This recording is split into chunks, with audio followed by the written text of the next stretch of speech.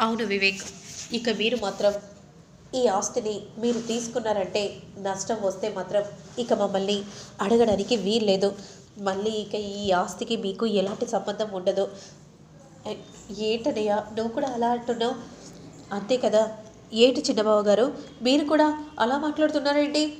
అయినా మాకు నష్టం వస్తే మీరు అండగా ఉండరా? మీరెంతైనా ఈ ఇంటి మనిషి, మేము కూడా ఈ ఇంటి వాళ్ళమే కదా. అలాంటప్పుడు మా గురించి మీరు ఎందుకు ఆలోచించారు చెప్పండి?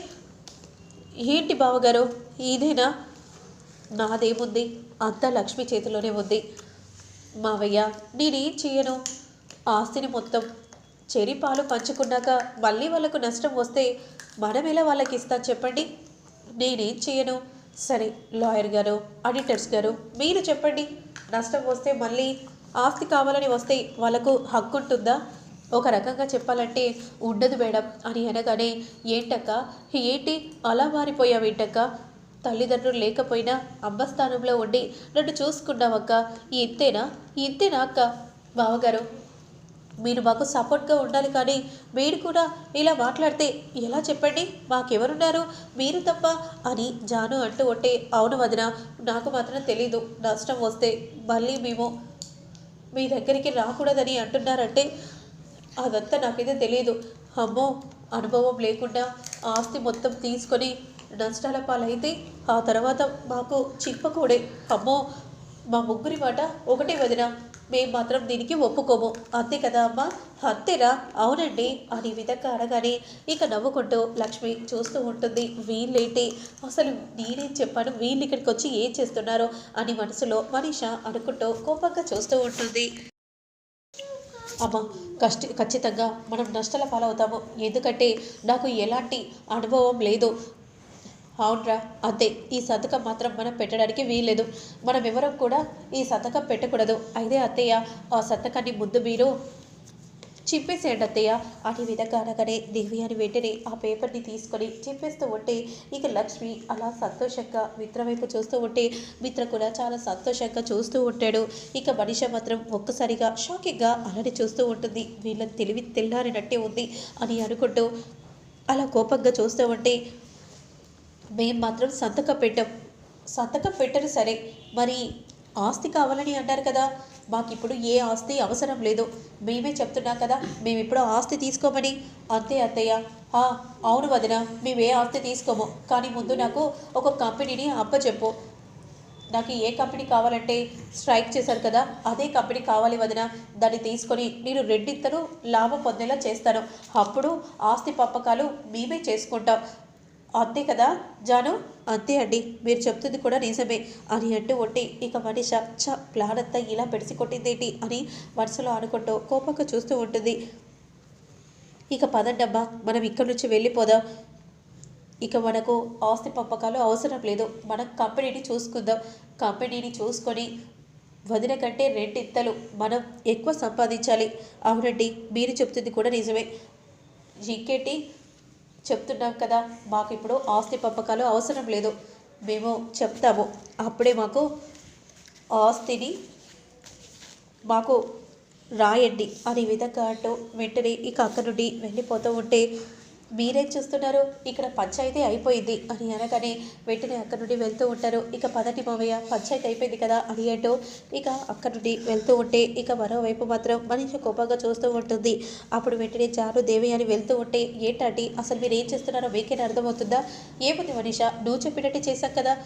నేను చెప్పినట్టు మీరు చేశారా? మీరేం చేశారా అంటే, నేనేం చెప్పాను, మీరేం చేశారు? మీరు తన ట్రాప్లో పడడం ఏంటి? అసలు మీకు ఏం ఆలోచించి ఇదంతా చేశారో? మీరు అప్పుడే కంపెనీని తీసుకున్నారు, అప్పుడే లాభం పొందారా? లేదంటే అప్పుడే ఆస్తి పంపకాలయ్యి మీకు నష్టాలు అలా ఇలా వస్తాయంటే, ఏదో లక్ష్మి ట్రాప్లో మీరు పడిపోయారంటే, మేము తన ట్రాప్లో పడడం ఏంటి? మా ట్రాప్లోనే వాళ్ళు పడ్డారు. మేమే ఆస్తి అక్కర్లేదని వాళ్ళకు చెప్పాము. మేము తీసుకున్న టైంలో తీసుకుంటామని వాళ్ళకు చెప్పేసి వచ్చాము కదా జాను? అవునతయ్య, మీరు చెప్తుంది కూడా నిజమే అని అంటూ ఉంటే, అయ్యో నిజంగా మట్టి బుర్రలే ఉన్నట్టున్నాయి అని మనసులో అనుకుంటూ కోపంగా చూస్తూ ఉంటుంది.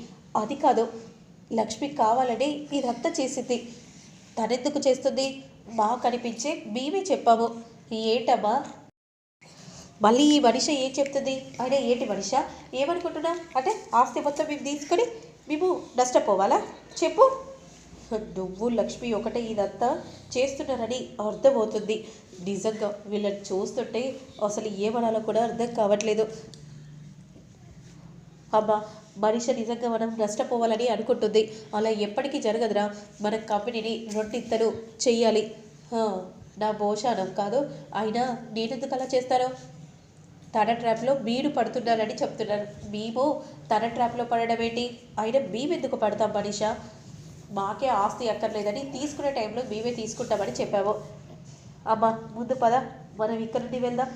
మనం కంపెనీని ఎలా డెవలప్ చేయాలో ఆలోచించాలి. పద పద అని అంటూ ఉంటే అవునరా పద అని అంటూ అక్కడి నుండి వెళ్తూ ఉండగా మనీషాను ఎంతో కోపంగా చూస్తూ అక్కడి నుండి వెళ్ళిపోతూ ఉంటాడు.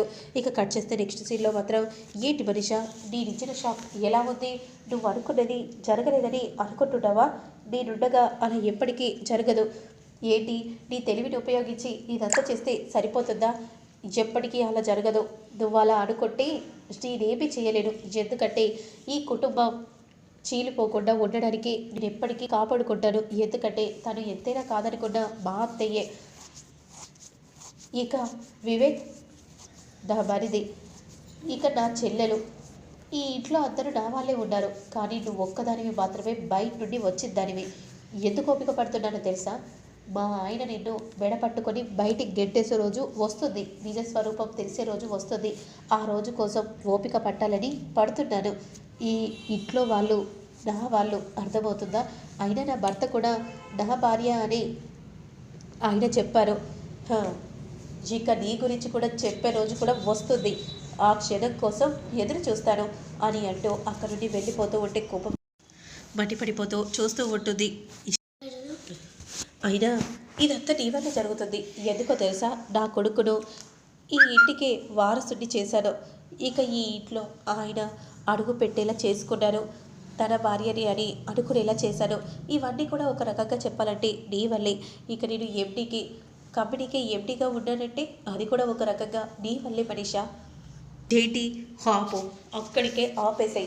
నువ్వు చూస్తూ ఉండడం తప్ప ఏం చేయలేవు మనిషా అని అంటూ ఇక అక్కడి నుండి వెళ్ళిపోతూ ఉంటే నేనేం చేయలేనో నేను చూపిస్తాను. అవార్డులో నీకు ఎలా అవమానం జరగాలో అలా అవమానం జరుగుతుంది. రే, అవార్డు తీసుకునేది ఇక్కడేరా. మనం ఎలాగైనా సరే తనని మనం కిడ్నాప్ చేయాలి, అవమానం జరిపించాలని అన్నారు కదా. ప్లాన్ చేంజ్ అయిందిరా. అంతలో ఇక మనీషా సరియుకు ఫోన్ చేస్తుంది. చెప్పు మనీషా. లక్ష్మికి అవమానం కాదు, లక్ష్మిని ఏకంగా లేపేయాలి. ఏంటి అవమానం అని ఇప్పుడు లేపేయాలని అంటున్నావేంటి? అవును, ఖచ్చితంగా అది బ్రతకకూడదు. అట్నుంచండి చచ్చిపోవాలి. నువ్వేం చేస్తావో నాకు తెలీదు.